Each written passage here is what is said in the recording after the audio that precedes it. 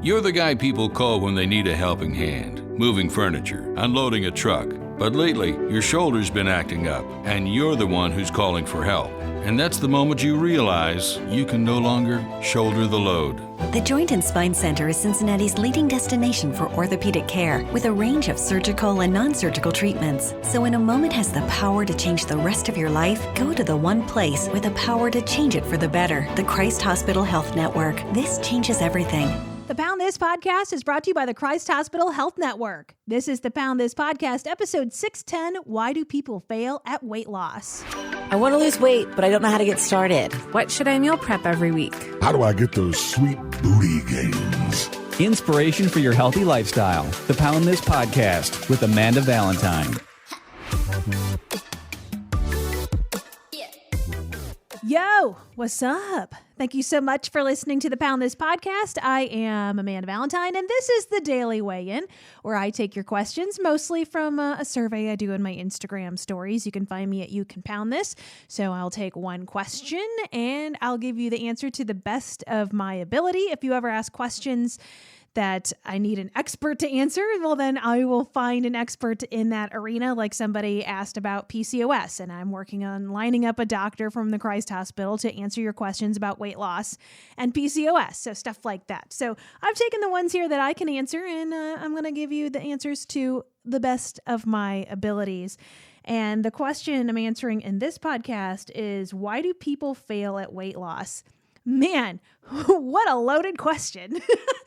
There's a lot of answers because everybody is different and everybody has their own reasons, right? So I just kind of pulled out of my butt a list of things that I think are probably the main, reasons that people kind of fail at weight loss. And I'd say using the term failing, meaning maybe you did lose some weight or you're trying to lose some weight and it didn't work out the way you wanted to, like you gained the weight back, it's not coming off the way you want, etc. So using that as the definition of the word fail, I guess, in this, because everybody has a definition of how they're failing or succeeding at things. So in my list here, I put all or nothing. And, and I would just also want to say that most of these things I have also done or participated in and have learned some lessons from. So I feel like I have a personal attachment to some of these reasons why it has failed, because I feel like I failed at weight loss for a long time. I mean, I yo-yo dieted for a decade. I would lose, which I'm like, oh, I'm successful, and then gain it back. And then it feels like a fail. And now on the other side of it, I feel like it was all a learning experience and all a win. Like I had to go through it to learn what I learn now. So anywho, all or nothing, which, it's so easy for myself to fall into that trap, and a lot of people fall in that trap. And I mean, really, that's what dieting is. You're either on the plan or you're off the plan, right? And it goes into, I'm only eating chicken and broccoli, the end. There is no skidding off course for chocolate milk even, you know what I mean? Or just like whatever, how hardcore you're being, of like, no pizza, no this. You're putting all these restrictions on yourself and deprivation, which is also another huge reason. If you tell yourself you can't have something because it's not quote unquote healthy, then that's all you freaking think about, right? And you're not going to get too far with that. You might have several months of success with it. I mean, and while you're in those several months, you might be 6 months in, you'll be like, damn, I'm down 60 pounds. Ooh, like I am crushing it. But then what happens in the next 6 months, the next 6 years? You know what I mean? Does it stay that way? I mean, are you cool with never eating pizza again if that's what you deprived yourself from? And again, it's just such an easy path to failure, because you want to eat pizza again in your life. There's lots of events that you want to celebrate, or you're sad and you want to eat, or whatever. And so if you told yourself that I'm only eating from this list of foods versus this list of foods, it's just not going to work, and it's going to have a breaking point. And some people's breaking point is one day. Some people's breaking point is 1 year. You know what I mean? It's just different for everyone in that all or nothing mentality. And I would say too, because I have done some things where I'm all or nothing, and some things have worked out for me in the long term. So not to say that this is, again, it's not going to be a failure for everyone, where I feel like diets like that failed for me. But I also, as of New Year's 2021, it'll be 9 years for me that I have not had fast food, with a couple little exceptions like In-N-Out Burger if I'm in California. And I have not had soda. Whenever I used to be just a massive Dr. Pepper fan, and I used to drink Coke for breakfast. So those for me, I felt, and I know I've told this story a lot on this podcast if you've been listening a while, at the time that I started the journey that I'm on now, those felt I could not have control. I couldn't regulate those things. So again, at the time, it was like those have to have brakes pumped on them for now until I can establish a healthy relationship with it. I can't go to McDonald's and make a better choice, because if I'm going to go, I want to get what I want, which it's easy to fall in that trap when you go out to eat, right? I'm spending money on this. I'm getting whatever the hell I want. I want that mac and cheese, right? I don't want a damn side salad at this nice restaurant. And so and I just knew that about myself, that I was not willing to compromise at the time. So I told myself those are a nothing thing for now until I can work them back in. But from those things in particular which are really the only things that I said, absolutely none of that right now. And plus they just have like no redeeming values. I have learned that I don't miss it at all. And the reason I haven't had it 9 years, one, I just like streaks. But two, it's like there's no space for it in my life, really. I mean, there's convenience to fast food, but I'm just as happy going to a truck stop and making my own decisions, and always being prepared is another thing on my list. But, I have snacks on me at all times. So I don't find myself in a place where I'm like, I got to stop at Rally's or I'm going to chew my arm off. You know what I mean? So I just kind of found by those being, that is a nothing thing for me at first. I'll work it back in where I'm like, I don't need to. Like, why? I just don't need it. There's no reason for me to have a Dr. Pepper. Like, is Dr. Pepper good? Every once in a while, I'm like, this sounds pretty good right now. But I know the first couple drinks I'll have out of it, I'll be like, oh God, so sweet. And then you just kind of get past it and then chug a lug, right? And then here we are, slippery sloping it. And plus, there's just nothing good for you with soda, really. I mean, I get it. If you want to drink your soda, that's fine. I'm not saying don't have it, but I'm just saying if it is an addiction and you can't control it. Oh, that goes into so many other things on my list of looking into deeper issues of what it is that attachment to it, and basically changing your relationship with it. You know what I mean? We'll dig down that hole here in a second. So far we got all or nothing, deprivation, why people fail, I think, unrealistic expectations, and that also goes into impatience. And this girl is extremely impatient, so I can understand that. And so, like, it's whenever you're like, I'm going to have a beach bod by this date, right? Of like, and if it's almost unrealistic is the first Shannon that was, we were following her weight loss journey on my podcast in 2019. Yeah. Or 2018. What? I don't know. What is time anymore? She was having a difficult time and struggling losing weight. And then all of a sudden she had like a trip booked to Cabo, like in 1 month, that she's like, I'm going to lose 20 pounds by the time we go. And I'm like, oh, what? Like, it's been 6 months, girl, and you've lost 10 pounds. And all of a sudden, magically, you're going to lose 20 pounds in 1 month. First off, incredibly unhealthy to lose 20 pounds in 1 month.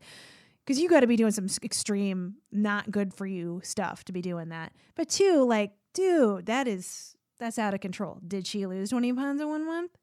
No.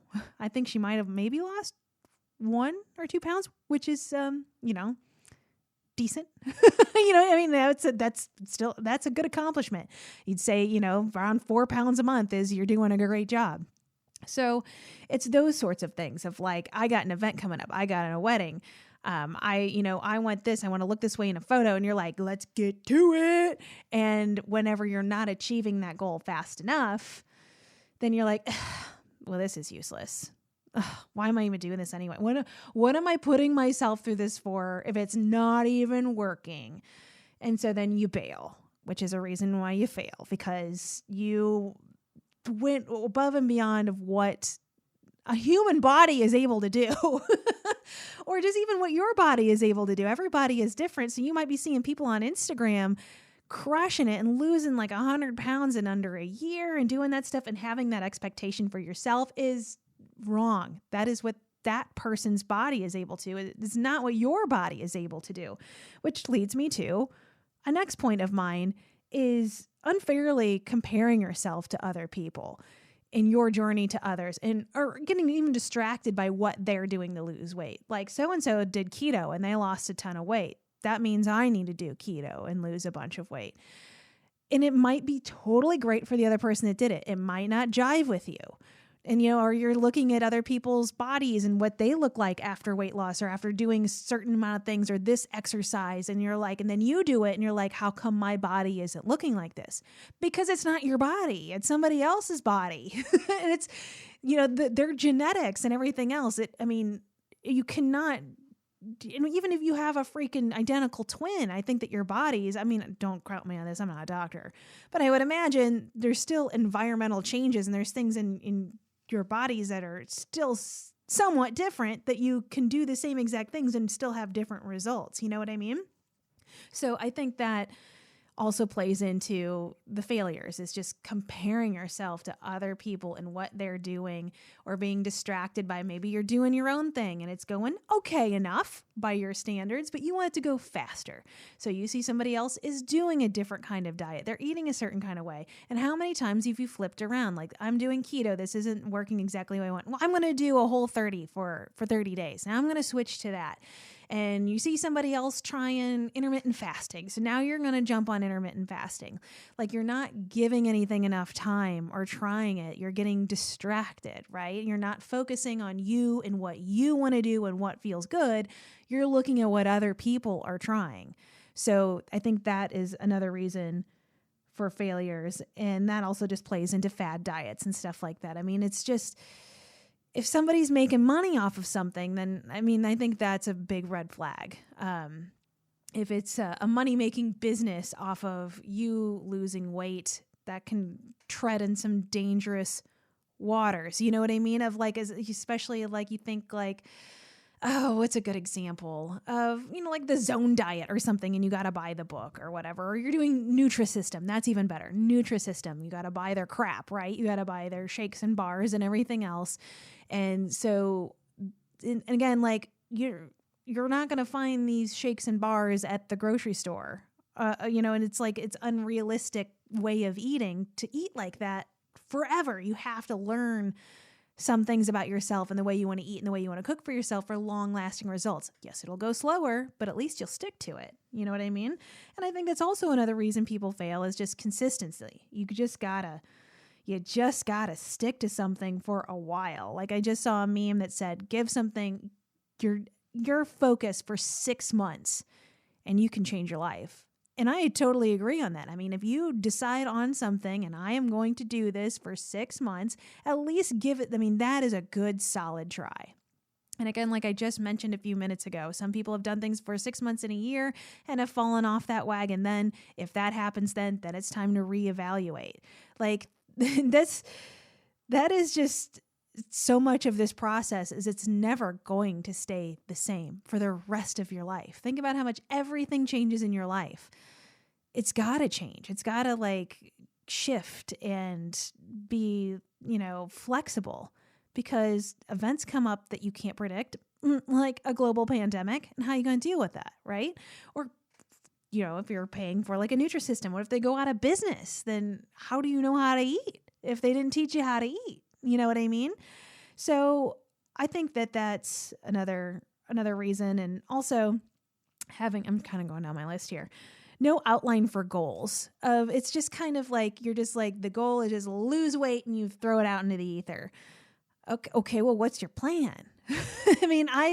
I'm a meal prepper. That's my plan. If I'm not meal prepped, then I am unprepared and I don't know what's going to happen. You know what I mean? Like, I'm at a point now where I can make the way better decisions than I have in other points in my life, but I still I have structures. I have goals. I've been doing this now for 9 freaking years, and that's just life. Like, this is just how it is. I think that if you go into wanting to lose weight with the expectation of, I'm going to diet or I'm going to do X and X and X and do these things, and then when I lose the weight, then I don't have to think about it anymore.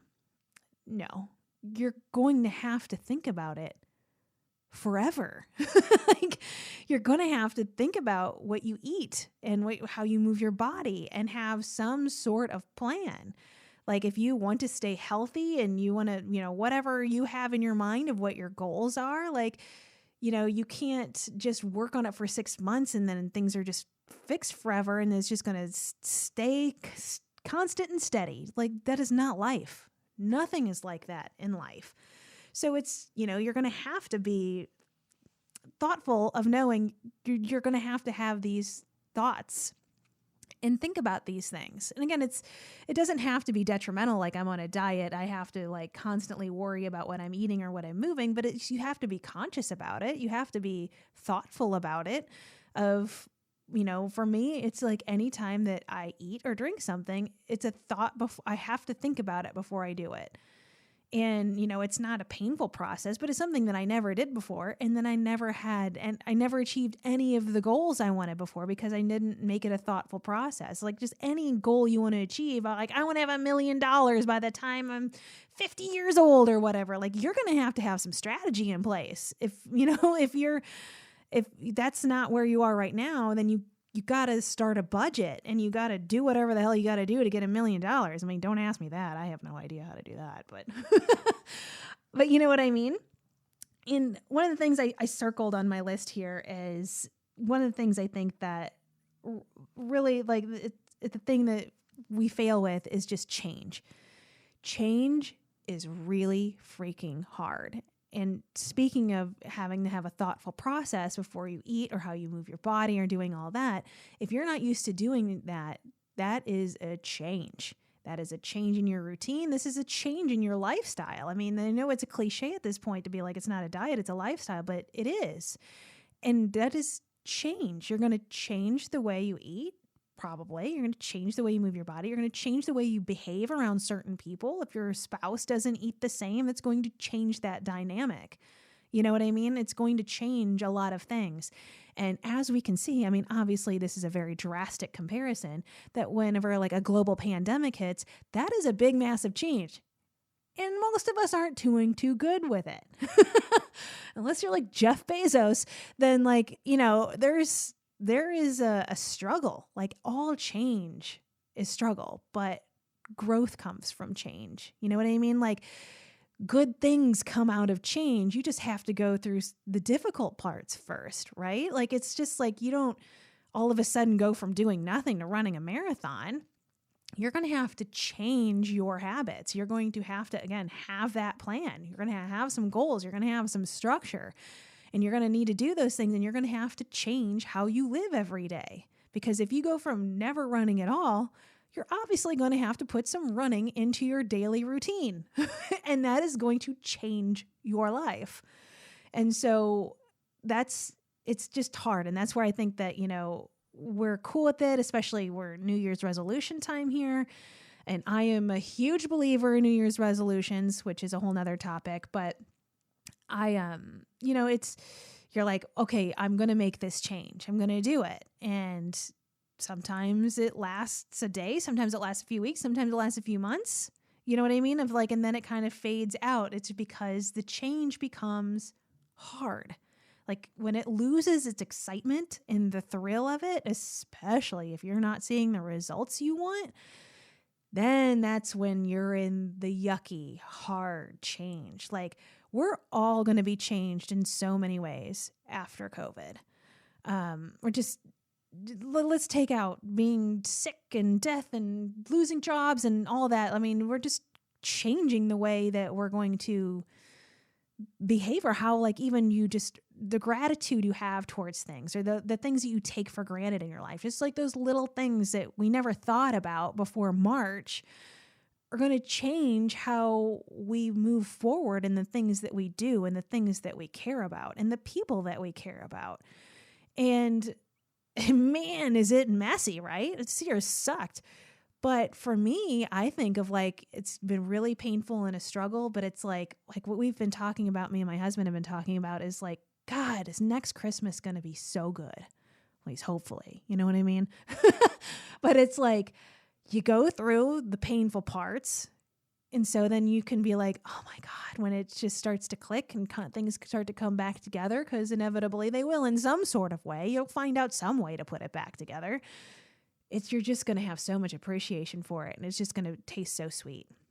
So I think that it's getting through those grueling parts of change, which are inevitable, the hard parts, the unsexy parts, the parts that aren't Instagrammable, that you got to just, again, where I've talked so much on this podcast of like knowing your why, of like, if you have a strong reason why you want to do something, you know, you're not going to want to do it every day if you're not feeling results. You're not going to do it if you're tired and you're stressed and everything else, and like life gets in the way and there's a global pandemic in the way, et cetera, that you're like, but this is why I want this. This is the change I want. This is the person I envision myself being. I want to envision my best life, and in my best life, I behave this way.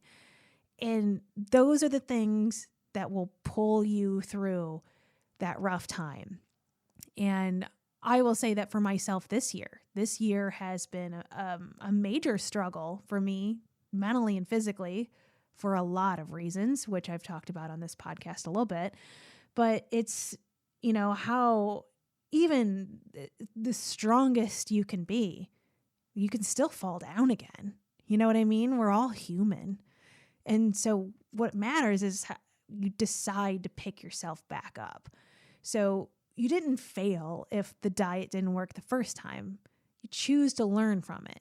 How many times I've dieted and lost and gained weight back and everything else, and I just kept getting back up. And that same goes for this year. Like, I've maintained an over 100+ pound weight loss for almost a damn decade. Isn't that crazy? Oh my God. And it's like, but still, like, you can come get punched in the gut by some hard stuff.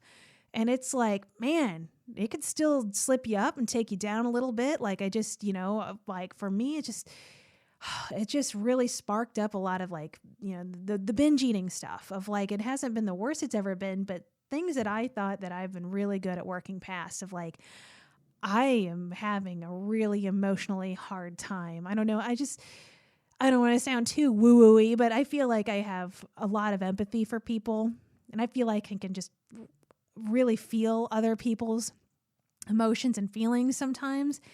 And I think that is just, oh my God, this year. And I had to stop watching the news. I haven't had Facebook on my phone since August, of like, I was just feeling all of it too much. And I know that might sound stupid, but it was just overwhelming me in really unhealthy ways.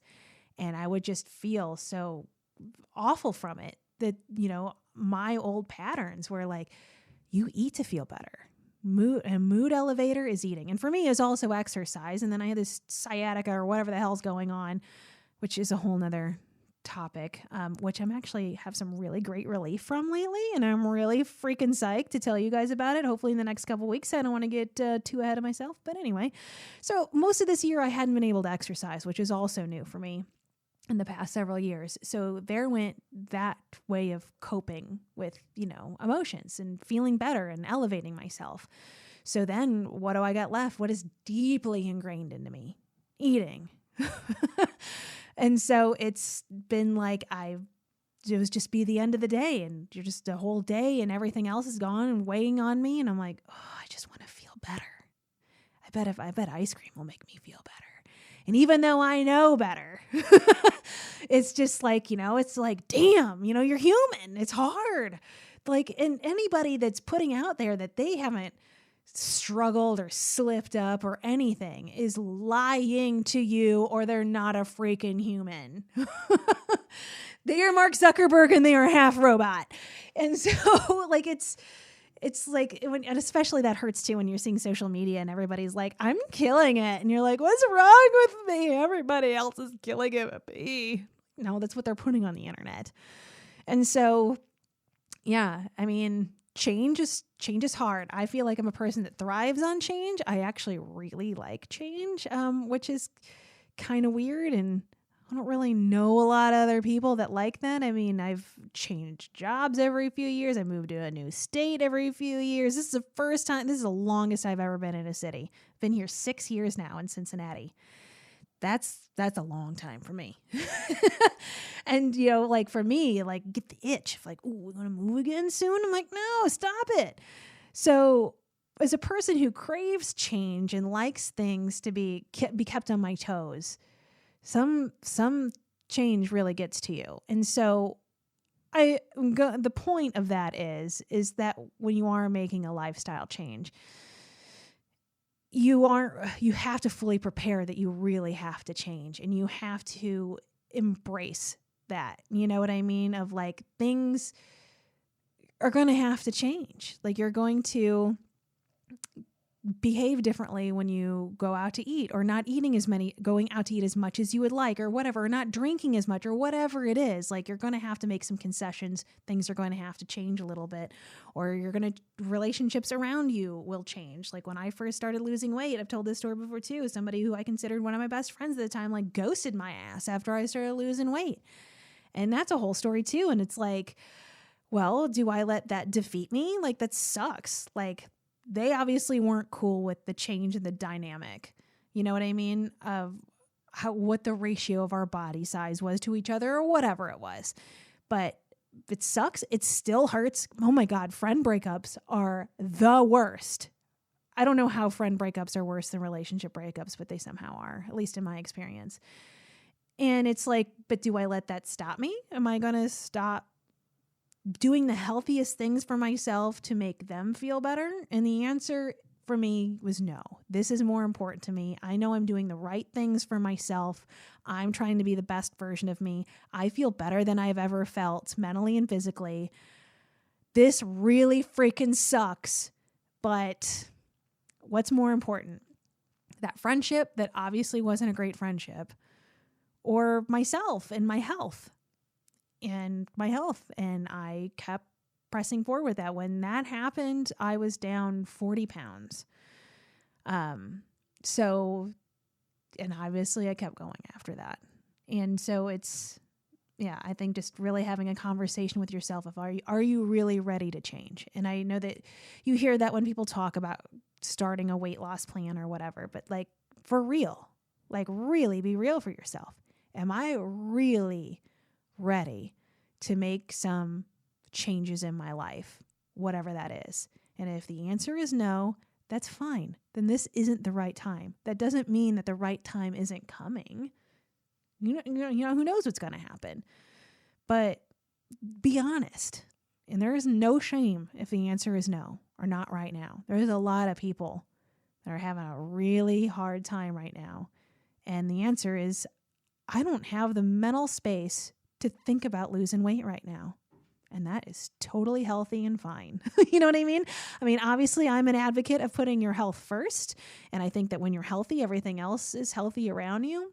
But hell, man, I'm not here to judge. If you are you've lost your job, you lost a family member, like something's going on, why would you be shamed for, oh, but yeah, you need to lose some weight too, fatty. You know what I mean? Like, oh my God. And so, you know, it's the timing and where you at with yourself, and are you really ready? And part of this question that was asked too is, why do you think that the first Shannon on my podcast that we followed her weight loss journey, why do you think that she failed? And honestly, and Shannon's so great. And we did a follow-up episode right when COVID hit too. Is just, I don't think that she was really ready to make hard changes. And when you're not really ready is when you're going to find a lot of excuses. Oh, well, my kids, my job. And like, you find, you know, you're searching for things because you just deep down, really, you're just not ready to change what you're doing. You know what I mean? And it's fine. So I really think that that's kind of deep down what it is. And also looking into core issues with stuff too, because it's not always just like, oh, well, I just like love brownies, I can't help myself. A lot of the times, if, you know, there's a lot of trigger things with things, I'm also not a therapist, but in my experience, there's a lot of deeper rooted issues around food or exercise or body image that play a role into your weight loss or how you want to move forward. And I didn't realize that about myself until 9 years ago. And I really do want to get into a place. I'm not there yet. I've been in therapy all year trying to sift through some really hard things about myself. But I really feel for me, like I, did all these yo-yo diets, and I did it because I wanted to be skinny, and I never knew what it felt like to be skinny and all these other things. And, just society tells you you're just like too much person. You're just too big. Especially being in the media, and the more and more the longer I became in radio, the more it became about social media, the more people saw who I was. When I first started in radio, like nobody saw who I was. So there was those reasons, but also because I didn't even realize I was binge eating. I didn't realize it's what it was. And I didn't think about the core issues of why I had this relationship with myself and with food. And once I kind of started unlocking some of that and kind of digging into my past of like, wow, this is why I find love in food. Like, this is why I find comfort in it. Like, this is why it's the most loving relationship I have. It's, or I just, some, damaging traumatic things I went through. The only way I knew how to deal with those at the time, because I asked for help and didn't get it, was food. I'm like, well, I can find comfort in this. And that just started, my lifelong relationship with food was I can control this. It makes me feel better. Food loves me. And I know that sounds so therapy, right? Like, oh my God. But for real. And like I recognized it about myself 9 years ago, way before I went into therapy, of like, wow, this makes sense of digging. It's more than just like, oh my God, I can't control myself. I'm eating an entire jug of cheese balls. Guilty. There's something bigger behind that other than cheese balls are just so delicious. I can't help myself. Like, there is a deeper rooted issue into that for me. And that is where the real hard change is in growth, is to hold a mirror up to probably the worst parts of yourself, or what you think are the worst parts of yourself, and deal with it. And that's when you're going to start to see, real change. It sucks. It's messy. It's hard. It's heartbreaking. But, I feel like for me, that was a life-changing moment of, you know what, there's more to this than, I can't help myself around brownies. Like, no, I can. We all can. So what is it that's making me behave that way? And that answer is different for every single person. And I'm not saying you necessarily need a therapist to work that out, or, just maybe a good support system and friends. And that's where I wanted to wrap this episode up is, if you feel like you are failing or you're struggling, and I've said this a million times, there is no shame in asking for help in whatever ways that you need help. Friends, family, a health coach, a dietitian, a doctor, a therapist, whatever you need. If you feel like you're banging your head against a wall and you feel like you keep failing and you don't know why, and you're sick of it and you are ready for change and you feel like, I can't figure this out, then ask someone. You know what I mean? Like, I can't promise you that I can fix your problems. I'm like, I totally can't fix all your problems. But, if you need somebody to vent to, or you need, a question asked of like, like, oh my God, I just don't even understand how macro counting works. One of those things of like, I would like to try this, but I don't understand how this works or whatever. Like, you could always shoot me a message. You can email me, Amanda@AmandaValentineBites.com. You can pound this on Instagram, the two main places to find me. Or just anybody that you just are like, I just want some help. Can I ask you some questions? Can I take a little bit of your time?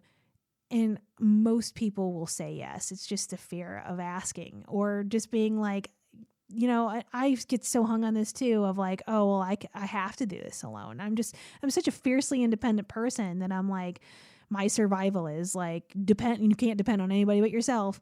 So it's hard to lean in and ask people for help and have, and just be vulnerable in that way and be like, please help me. I need help. But sometimes that's the option you got to take. And that is an option that, I've taken this year, and what I've learned out of 2020 is sometimes when you're carrying it all by yourself, sometimes you break. And, you need to ask for some help because it gets too heavy. And you'll learn that there's so many people that will be more than happy to help you share the load or help you pick up the pieces. And if you're finding that you're in a place in your life where you don't have that, that's also another signal for change. And I've also been there, and that really sucks too. To be like, wow, these people that I think that I could count on, probably not. Then why are these my circle of people? I can do better than this. And that's hard, especially if it's family. You know what I mean? So find help wherever you need to find it and whatever is best for you. Because I guarantee you, I know so many people from doing this podcast for the past 3 years.